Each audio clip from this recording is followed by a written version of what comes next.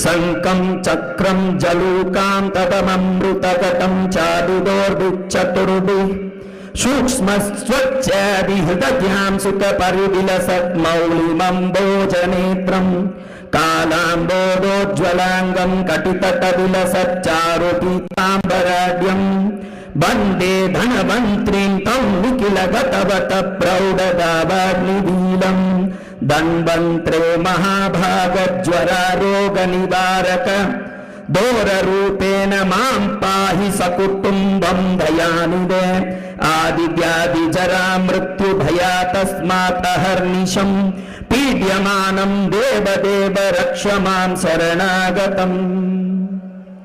ये धन्वंतरी का मृत्यु तक को हराने का महामंत्र है।